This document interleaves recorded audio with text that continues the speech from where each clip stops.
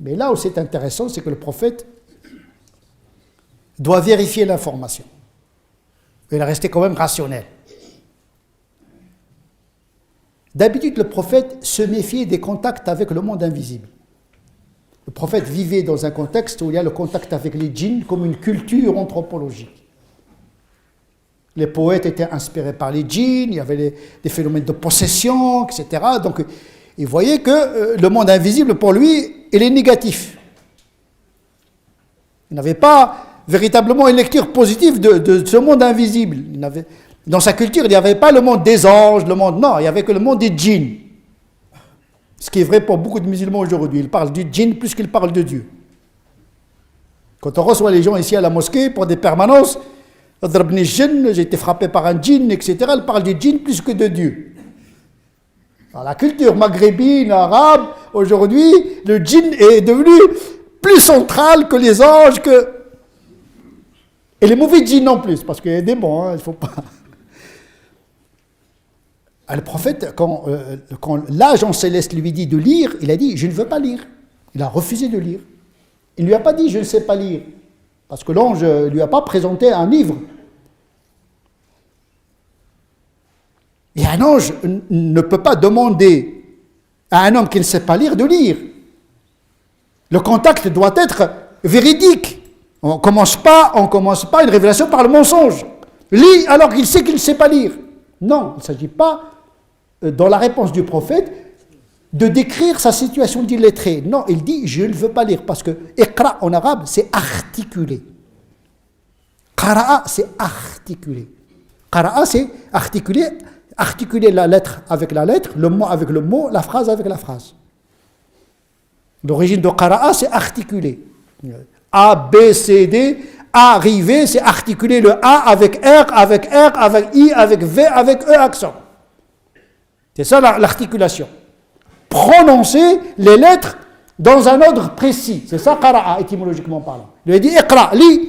Il dit articule, il dit je ne veux pas. Parce qu'il avait horreur de ce contact avec ce monde qu'il répugnait.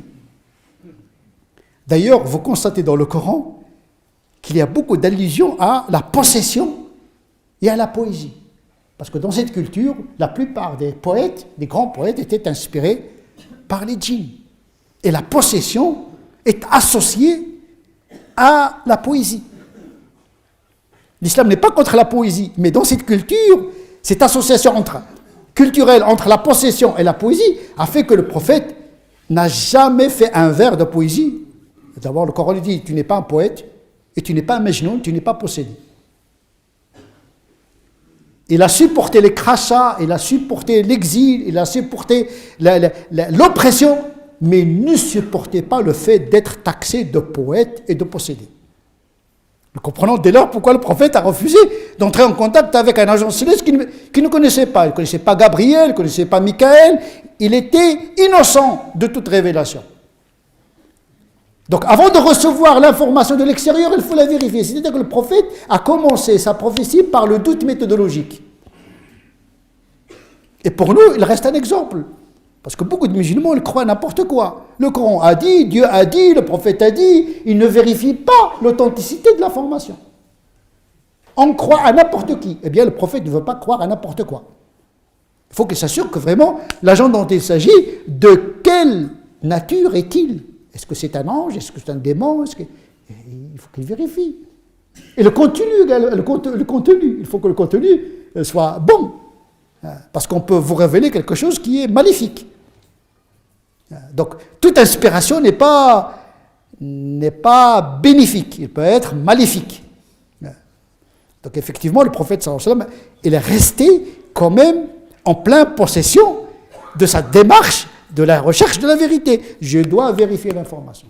C'est pour cette raison qu'après la mort du prophète sallallahu alayhi wa sallam, la première des choses que nous savons établi, c'est ilm al-qira'at, la science de la narration et de l'authentification de la révélation. On ne va pas croire à n'importe quel musulman qui va nous rapporter n'importe quoi sur le Coran et n'importe quoi sur le prophète.